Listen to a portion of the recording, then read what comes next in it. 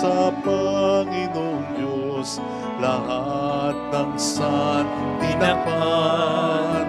Magsiawit kayo at siya'y pagtangal magpakailanman.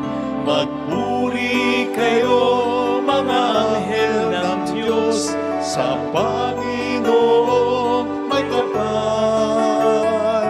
Magpuri kayo mga langit, sa Diyos na sa'yo'y lumikha.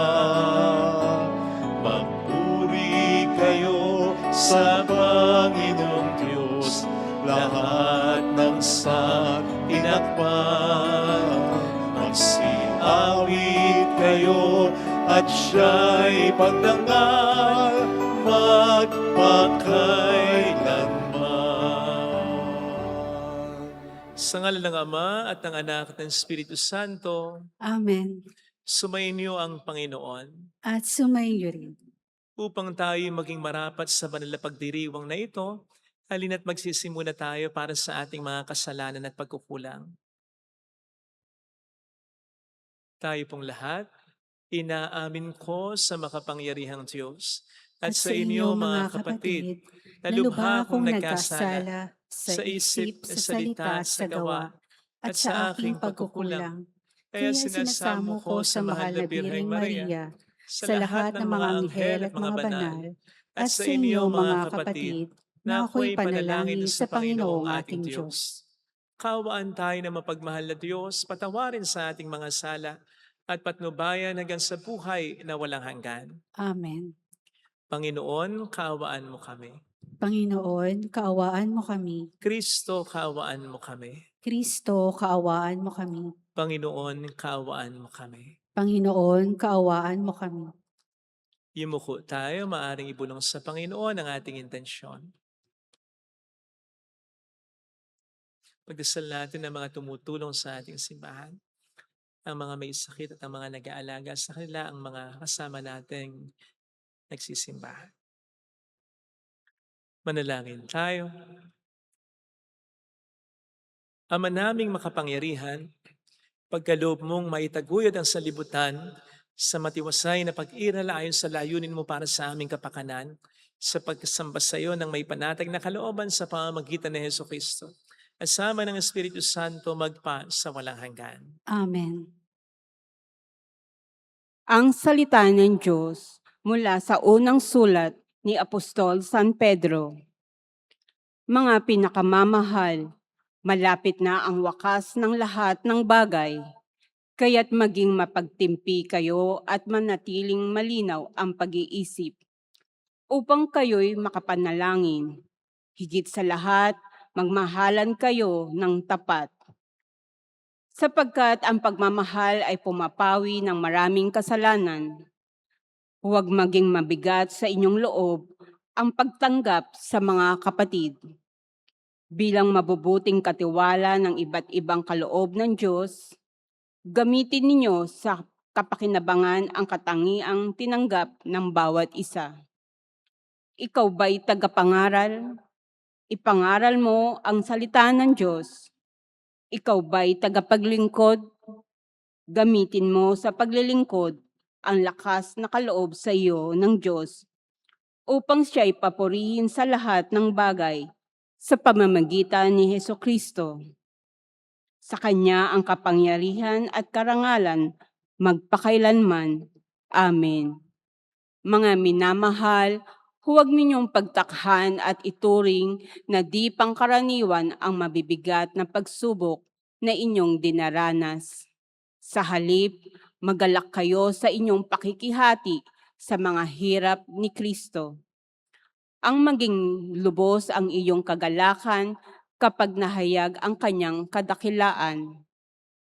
Ang salita ng Diyos. Salamat sa Diyos. Panginooy paparito upang hatulan niya tayo. Panginooy paririto upang hatulan niya tayo. Panginoon siyang hari, sa daigdig ay sabihin, sanlibutan matatag na kahit ito ay ugain. Sa paghatol sa nilikha, lahat ay pantay sa paningin. Panginooy paririto upang hatulan niya tayo. Lupa't langit ay magsaya, umugong ang kalaliman, lahat kayo na nilikhang nasa tubig ay magdiwang. Ang bukirin at ang lahat ng naroon ay sumigaw. Pati mga punong kahoy sa galak ay mag-awitan. Panginooy paririto upang hatulan niya tayo. Ang poon ay pupurihin pagkat siya ay daratal, paparito sa daigdig, upang lahat ay hatulan. Tapat siya kung humatol at lahat ay pantay-pantay. Panginooy paririto upang hatulan niya tayo.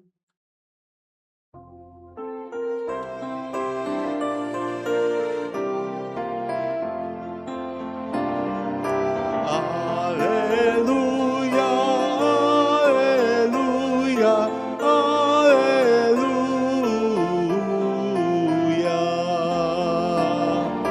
Alleluia, alleluia, alleluia.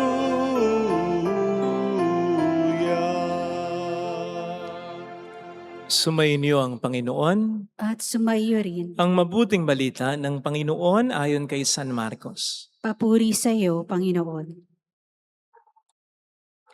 Sa gitna ng pagbubunyi ng mga tao, pumunta si Jesus sa Jerusalem at pumasok sa templo. Pagkatapos tingnan ng lahat ng bagay doon, lumabas siya at nagbalik sa Betania kasama ng 12, palibhasa'y gumagabi na noon. Kinabukasan nang sila'y pabalik na mula sa Betania, nagutom si Jesus. Natanaw nito sa di kalayuan ang isang puno ng igos na madahon. Nilapitan niya ito upang tingnan kung may bunga, ngunit wala siyang nakita kundi mga dahon, sapagkat hindi pa panahon ng igos noon. At sinabi niya sa puno ng igos, wala nang makakakain pa ng iyong bunga. Ito'y narinig ng kaniyang mga alagad. Pagdating nila sa Jerusalem, pumasok sa templo si Jesus. Kanyang pinagtabuyan ang mga nagbibili at namimili roon at pinagtataob ang mga mesa ng mga namamalit ng salapi at ang upuan ng mga nagtitinda ng kalapate. Pinagbawalan niyang magdaan sa loob ng templo ang sino mang may daladalahan. At tinuruan niya ang mga tao, sinabi niya, nasusulat, ang aking bahay ay tatawaging bahay dalanginan ng lahat ng bansa. Ngunit ginawa niyong pugad ng mga magnanakaw. Narinig ito ng mga punong saserdote at ng mga eskriba. Buhat nooy humanap sila ng paraan upang mapatay si Jesus, sapagkat natatakot sila sa kanya dahil sa humahanga ang lahat ng tao sa kanyang turo. Pagdating ng hating gabi, lumabas na naman ng lungsod si Jesus at ang kanyang mga alagad. Kinaumagahan, pagdaan nila'y nakita nilang patay na ang puno ng igos. Naalala ni Pedro ang nangyari at kanyang sinabi kay Jesus, Guro, tingnan ninyo, namatay ang puno ng igos na sinumpa ninyo. Sumagot si Jesus, manalig kayo sa Diyos. Tandaan niyo ito. Kung sabihin ninuman sa bundok na ito, umalis ka riyan, tumalon ka sa dagat, na hindi siya nag-aalinlangan, kundi nananalig na mangyayari ang sinabi niya, ito'y gagawin ng Diyos para sa Kanya. At sinasabi ko sa inyo, anuman ang hingin ninyo sa pananalangin, manalig kayong natanggap na nyo yon at matatanggap nga ninyo. Kapag kayo mananalangin, patawarin muna ninyo ang nagkasala sa inyo upang ipatawad din naman sa inyo ng inyong amang nasa langit ang inyong pagkakasala. Ngunit kung hindi kayo magpatawad, hindi rin naman kayo patatawarin ng inyong amang nasa langit. Mga kapatid, ang mabuting balita ng Panginoon. Pinupuri ka namin, Panginoong Hesukristo. Welcome sa Our Lady of Lazaret Quasay Parish, kung saan ayos lang pong umiyak. At samahan tayo ng mahal na ina sa pag-iyak at sa pagdarasal upang maging maayos ang lahat. Narinig po natin sa ating ebanghelyo kung papaanong pinaghugpong ni San Marcos ang 2 instances na kung saan nagalit si Kristo. Una, sa puno ng igos na puro dahon at walang bunga. By the way, may nabasa ako na ang puno ng igos nauna daw ang bunga kaysa dahon. Kaya sa puntong ito, nag-expect si Jesus ng bunga dahil marami ng dahon pero wala siyang nakikita. Nagalit siya. Ikalawa ay ang pagkagalit ni Kristo sa mga taong nakita niya sa templo. Pero isa lamang po ang punto ng magkahugbong na instances na ito. Ang pagkagalit ni Kristo sa pagbabalat kayo ng tao. Puro po kasi sila ritual, puro po kasi sila dasal, nang hindi naman ito nagbubunga ng mga mabubuting bagay sa kanilang buhay. Sa makatwid, para lang din silang puno ng igos na madahon nga, akala mo may bunga pero wala pala. Kaya yun ang kinagagalit ni Kristo. Ang pagiging mabongga lang pero hindi mabunga ng mga tao. Ang pagiging masalita lang pero kulang sa gawa ng mga tao. Ang pagiging mapanlabas lamang na kabutihan ng tao. Parang yung nangumpisal sa akin, minsan, galit na galit daw siya sa mga senador. Sa mga ibang senador daw na obvious namang sinungaling at walang palabra de honor. Sabi ko naman sa kanya, okay lang yun. Ako nga, nagagalit din eh. I mean, basta wag tayong mag-iisip at magsasalita ng hindi maganda. Okay lang yung magalit kasi hindi naman masamang magalit. Ang masama ay nakakakita ka ng mali pero hindi ka nagagalit. Ang masama ay alam mong nagsisinungaling. Alam mong obvious naman na ang interes ay hindi para sa bayan, hindi para sa kapwa, kundi para sa sarili lamang. And then ginagamit pa ang Diyos sa kanilang kasinungalingan, sa kanilang kaplastika. Talagang magagalit ka at dapat ka lang magalit. Sapagkat kung hindi, baka ikaw ang may problema. Kaya sana, magalit din po tayo kapag meron tayong pangit na nakikita. Kapag meron tayong kasalanang nakikita, manghusga rin tayo, hindi ng kapwa natin, kundi ng kasalanang ginagawa nila. Okay lang na magalit, basta hindi self-centered, basta hindi defensive, basta hindi vindictive. At tulad ni Kristo, ang kanyang paggagalit sa mga pagbabalat kayo ay dahil nga iniisip pa rin niya ang kabutihan ng mga ito. Kaya siya nagagalit sa mga taong plastic, sa mga taong mayabang, sa mga taong ang kabutihan ay hanggang panlabas lamang dahil mahal pa rin naman niya ang mga yan. Gusto pa rin niyang iligtas ang mga yan. O di ba't kahapon po ay pinagnilayan natin na ayos lang ang magkaroon ng kahinaan. Normal lang yan. Dapat nating tanggapin yan. Sapagat we are not perfect, you are human. Sabi nga po natin, ang pag-embrace natin ng ating kahinaan, ang siyang pwede pang maging daan ng ating kadakilaan. Kaya masasabi rin natin na hindi ikinagagalit ng Diyos ang kahinaan na yan dahil siya naman ang may likha sa atin. At dahil nga po sa tulong niya, ang kahinaan natin ay po pwedeng maging parte ng kadakilaan natin basta magiging honest lamang tayo sa Kanya at patutulong lamang tayo sa Kanya. Yan po ang dahilan kung bakit sa Biblia, mapapansin po ninyo, napakapasensyoso ni Kristo. Halimbawa, sa mga nagdududa sa Kanya tulad ni Santo Tomas.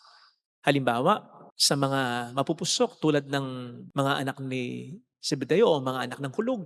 Sa mga nagtatuwa sa Kanya, katulad ni Pedro.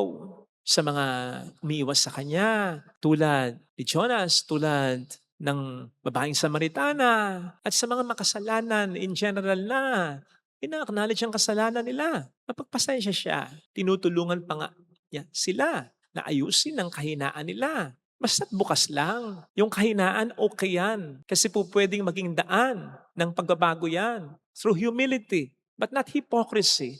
Because with hypocrisy comes pride. At ang mayabang na tao, mahirap magbago. Yun ang ayaw ni Kristo. Yun ang ikingagalit ni Kristo. Kaya naman on the other hand, mapapansin din po ninyo na galit na galit si Kristo sa mga eskriba at pariseo, sa mga matatanda ng bayan. Tulad kayo sa ating narinig na ebanghelyo. Nasasabihan pa niya sila na mga lahi kayo ng ulupong, mga mapagbalat kayo, mga bulag na taga-akay kayo, para kayong mga nicho. Ha? Galit na galit si Kristo. But again, hindi pa rin yun para sa Kanya. Hindi yun dahil may pride siya. Hindi yun dahil na-offend siya na hindi siya sinusunod, na parang may nababawas kadakilaan. No! Walang ganon. Sa disposisyon ng Panginoon.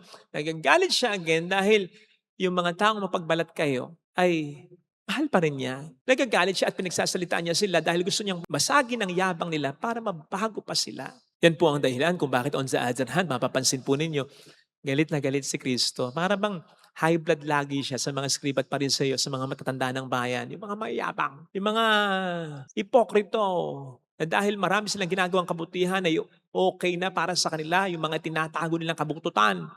Ayaw na ayaw ni Kristo yan. Kasi hanggat mayabang ang mga yan, hindi makapagbabago yan. Therefore, tingnan po ninyo kung pagsalitaan ni Kristo, mga lahi kayo na ulpong, mga bulag na taga-akay, para kayong mga nitsyo. Again, galit siya. Yes, pero makatwiran yung galit niya. Righteous anger. Hindi yun para sa kanya, kundi para sa mapagbalat kayo na gusto niyang basagin ng yabang upang ito'y kanyang mabago. Natatandaan niyo naman po siguro yung sinabi ng ating Panginoong Jesucristo sa Lucas 15:7 na sinasabi niyang nagkakaroon ng higit na kagalakan sa kalangitan para sa isang taong nagsisisi tumatalikod sa kanyang mga kasalanan kaysa sa 99 na matuwid ay hindi na kinakailangan pang magsisi. Baka akalain nyo yung 99 na yon, ay talagang hindi na kinakailangan pang magsisi dahil sila'y perfect na. No! Sapagkat sabi nga ng banal na kasulatan, all of us have sinned and have fallen short of the glory of God. Walang perfect na, lahat kailangan magsisi. Kaya lang, yung 99 na yun, patama niya yun sa mga scribet pariseyo, sa mga matatanda ng bayan, na kausap niya nang ito'y sabihin niya. Dahil pinupulaan nila ang pakikisama niya sa mga makasalanan na bukas sa kanya, na inaakay niya sa pagbabago. Kaya sinabi niya ito.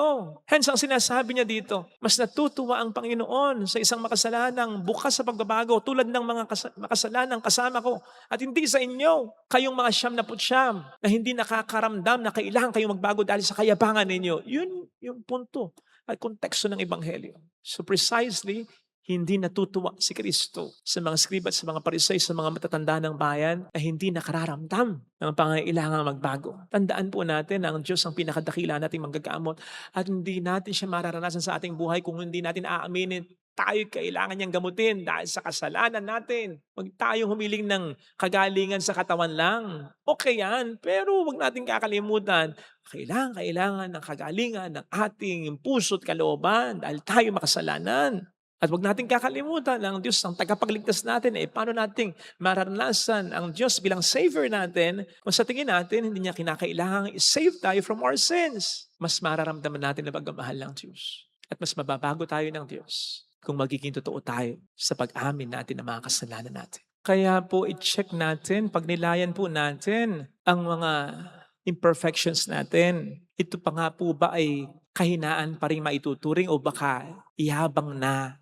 Pakaisipin po natin sapagkat ang kahinaan ay bukas pa sa grasya samantalang ang kayabangan ay hindi na. Ang kahinaan na inaamin ay handa pang magbago samantalang ang kayabangan ay hindi na dahil matigas na. Kumbinsido na siya na okay siya.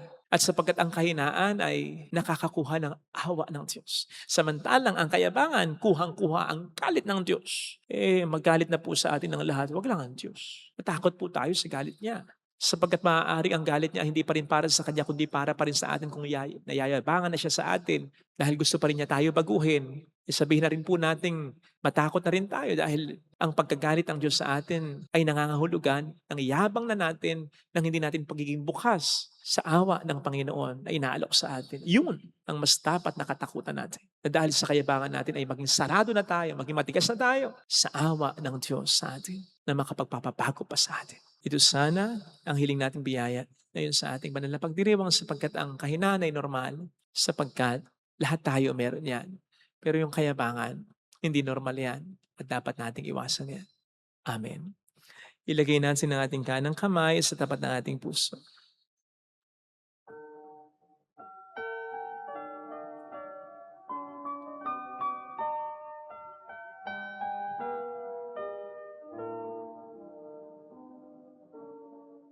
Alam kong may magagawa ang Diyos.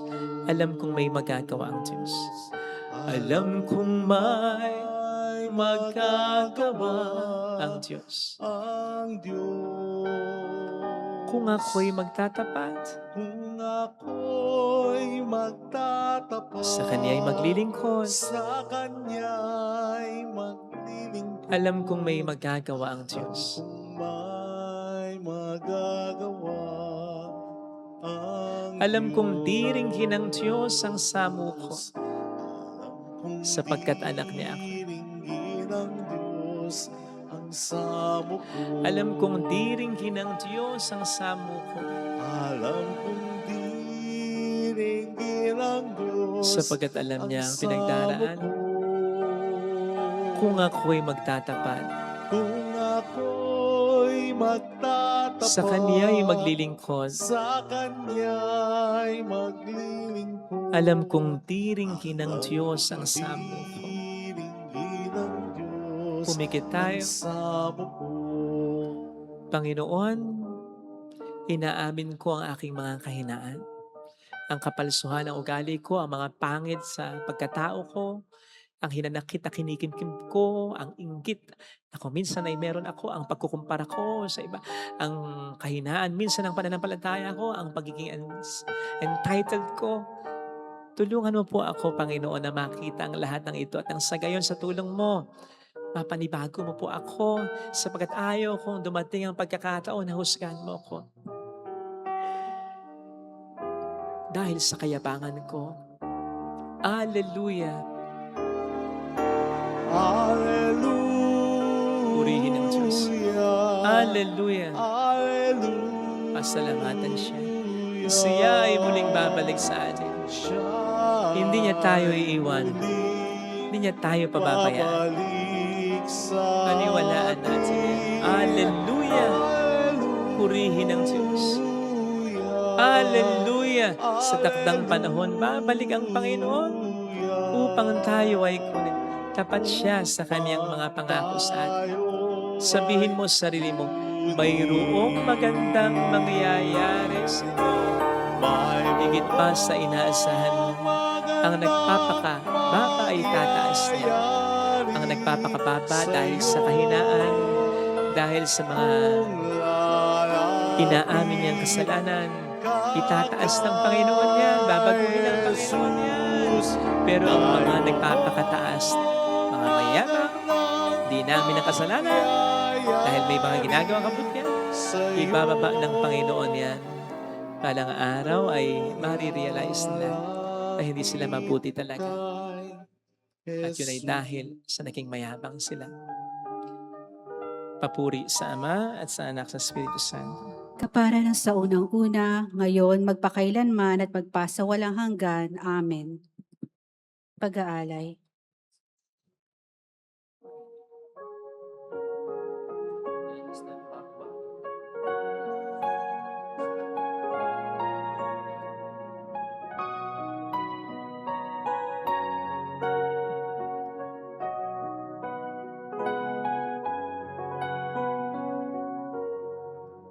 Ang aming iaalay sa'yo, Panginoon,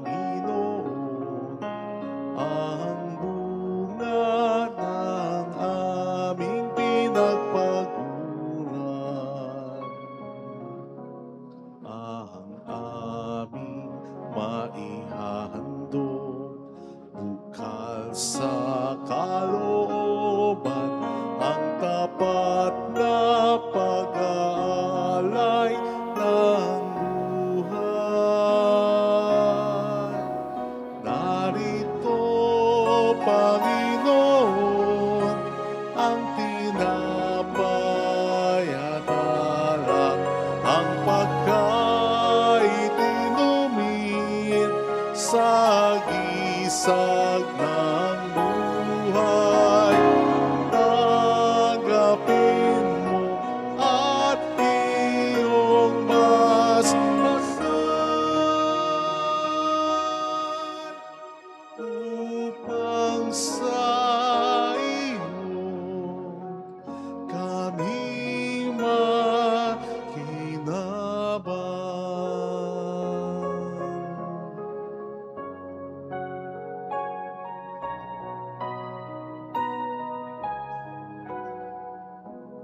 Manalangin tayo upang ating handog ay maging kalugod-lugod sa Diyos amang makapangyarihan. Tanggapin nawa ng Panginoon itong paghahain sa iyong mga kamay, sa kapurihan niya at karangalan sa ating kapakinabangan at sa buong sambayanan niyang banal. Ama naming lumikha, ipinagkaloob mo ang mga dapat ialay upang aming sambahin ang iyong ngalan. Kaawaan mo kami at pagbigyan upang ang iyong kaloob para kami makapaghain ay mapakinabangan bilang pagpapala mo sa amin.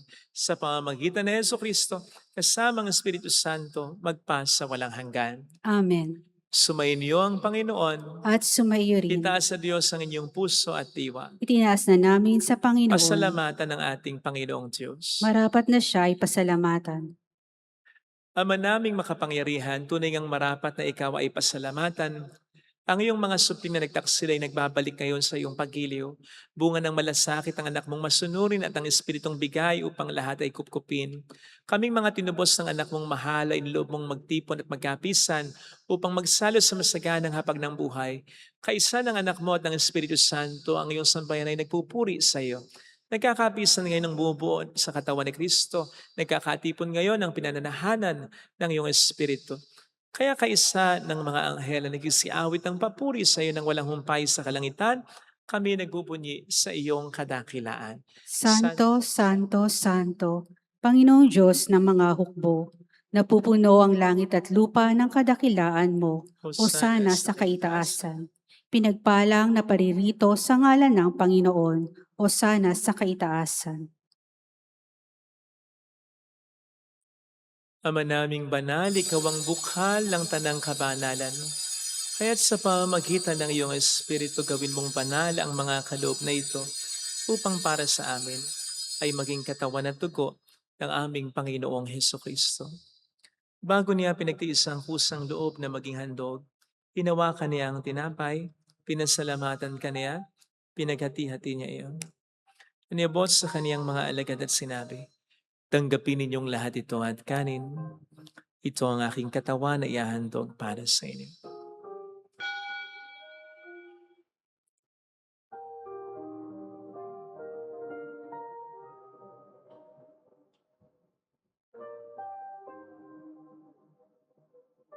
Ngayon din naman ang matapos ng hapunan, hinawakan niya ang kalis. Muli kaniyang pinasalamatan. Iniabot niya ang kalis sa kaniyang mga alagad at sinabi, tanggapin ninyong lahat ito at inumin. Ito ang kalis ng aking dugo ng bago't walang hanggang tipan. Ang aking dugo na ibubuhos para sa inyo at para sa lahat sa ikapagpatawad ng mga kasalanan. Gawin niyo ito sa pag-alala sa akin.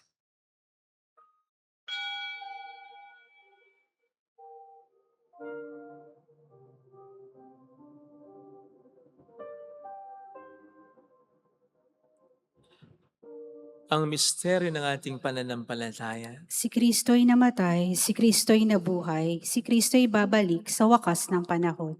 Ama, ginagawa namin ngayon ang pag-alaala sa pagkamatay at muling pagkabuhay ng iyong anak. Kaya inialay namin sa iyong tinapay ng buhay at ang kalis ng kaligtasan. Kami nagpapasalamat dahil kami iyong minarapat at tumayo sa harap mo para maglingkod sa iyo. Sinasamo namin kami na magsasalo sa katawan at dugo ni Kristo ay mabuklod sa pagkakaisa sa pamamagitan ng Espiritu Santo. Ama, lingapin mo ang iyong simbang laganap sa buong daigdig. Puspusin mo kami sa pag-ibig. Kaysa nilayon na aming Papa, at sa aming Obispo at ang Tanang Kaparian. Alalahanin mo ang mga kapatid naming nahimlay ng may pag-asang sa libuling mabubuhay, lalo ng aming mga ipagdarasal. Saglit nating ipagdasal ang ating mga kakilalang iyumaw.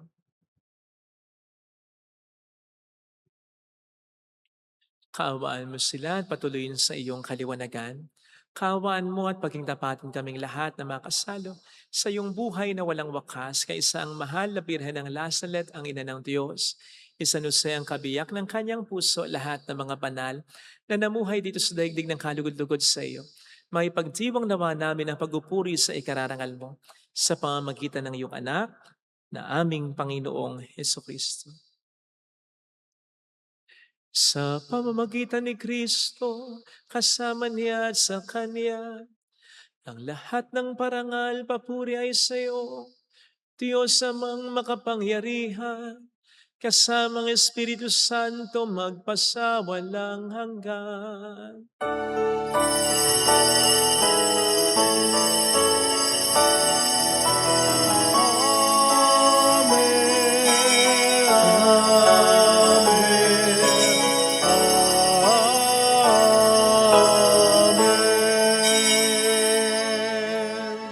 Tumawag tayo sa Ama.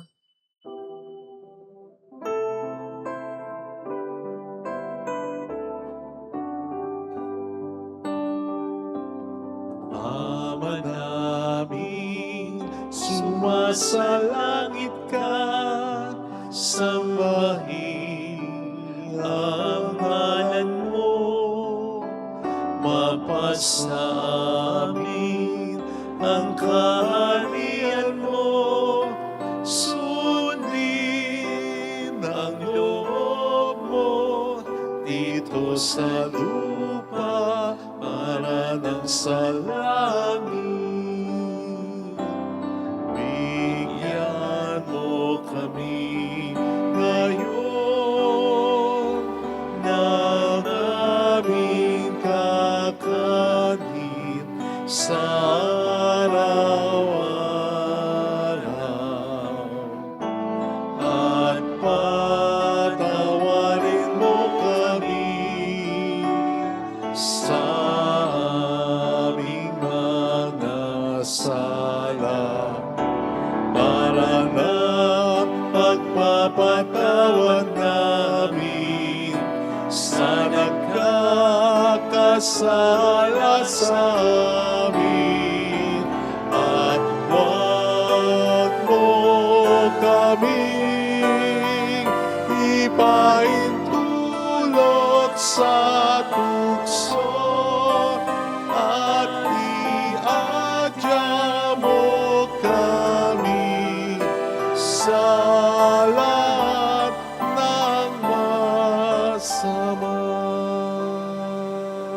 Iniling namin kami adya sa lahat ng masama, pagkalooban ng kapayapaan na araw-araw, iligtas sa kasalanan, samantalang aming pinaghahandaan ang dakilang araw ng pagpapahayag ng tagapagligtas naming sa Heso Kristo. Sapagkat iyo ang kaharian, ang kapangyarihan at ang kapurihan magpakailanman. Amen. Panginoong Heso Kristo, sinabi mo noon, sinasabi mo rin sa amin ngayon, kapayapaan ang iniiwan ko sa inyo, aking kapayapaan ang ibinibigay ko. Tunghayin mo ang aming pananampalataya, wag ang aming pagkakasala. Pagkalooban mo kami ng kapayapaan at pagkakaisayon sa iyong kalooban, kasama ang Espiritu Santo magpasa walang hanggan. Amen. Ang kapayapaan ng Panginoon ay sumainyo nawang lahat. At sumaiyo rin. Bigayan tayo ng kapayapaan sa isa't isa. Kapayapaan po. Peace be with you. Kordero ng Diyos, Na nag-aalis ng mga kasalanan ng sanlibutan, maawa ka sa amin. Kordero ng Diyos na nag-aalis ng mga kasalanan ng sanlibutan, maawa ka sa amin. Kordero ng Diyos na nag-aalis ng mga kasalanan ng sanlibutan, ipagkaloob mo sa amin ang kapayapaan.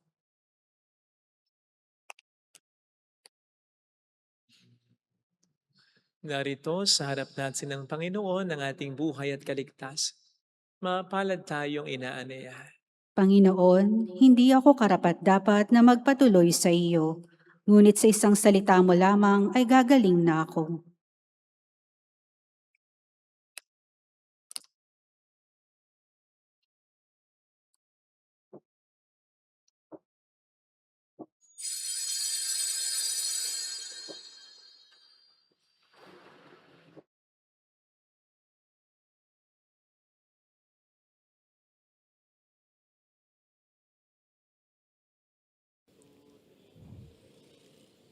Panalangin para sa espiritual na pakikinabang.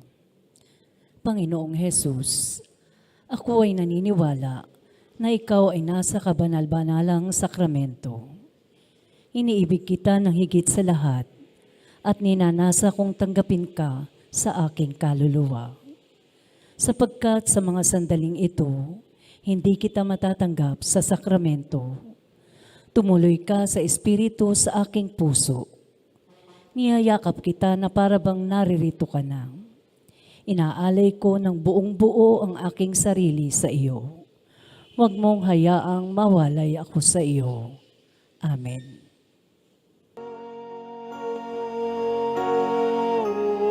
O Diyos ko, ang buhay ko ay daan sa'yo. Walang ibang ninanais maliban sa pag-ibig mo. Diyos ko, Diyos ko, gawin mong muli ako sa'yo.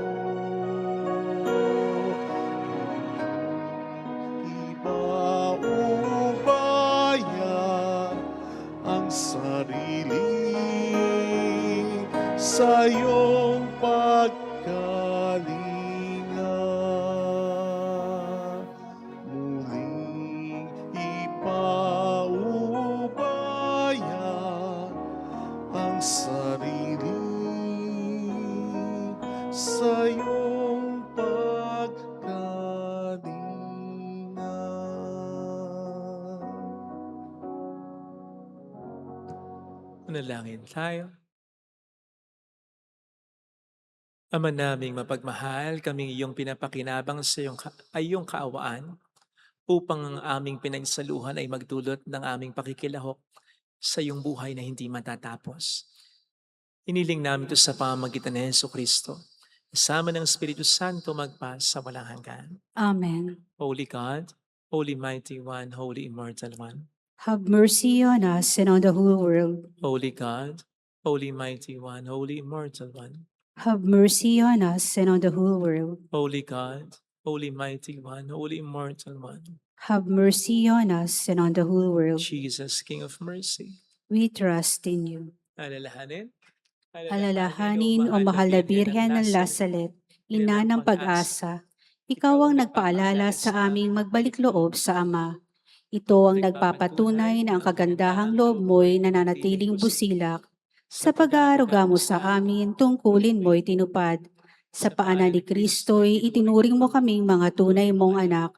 Kaya ninais mong ni Isay huwag mapahamak. Maging sa iyong walang tigil na pananalangin, pati luhay pumatak. Huwag na mawala ng saysay ang iyong paghihirap. Hiling nawa namin sa iyo o aming inang liyag, na matapos ang pakikibaka namin sa mundong ito at sa pananatili naming tapat kay Kristo, sa kapurihan mo'y makibahagi kaming ganap, upang kung nasaan ka ngayon ay maparoon din kaming lahat, at ang kaganapan ng kalwalatian ng Diyos Amay tuluyang matupad siya nawa. Mahal na Birhen ng Lasalet ay kapagkasundo ng mga makasalanan. Ipanalangin mong walang patid kami mga dumudulog sa iyo. Marami pong salamat sa inyong pakikisa at sa mga tulong na binibigay ninyo. Nagiging dahilan para marami po tayong matulungan. Marami pong salamat sa tiwala ninyo at lagi po naming dasal ang Panginoon na po ang bahalang magsukli sa inyong kabutihan. Thank you. Sumainyo ang Panginoon. At sumayo rin Pagpalain kayo kasama ang ating pamilya na mapagmahal na Diyos, ng Ama at ng Anak ng Espiritu Santo. Amen. Umayo tayo sa kapayapaan ni Kristo. Salamat sa Diyos.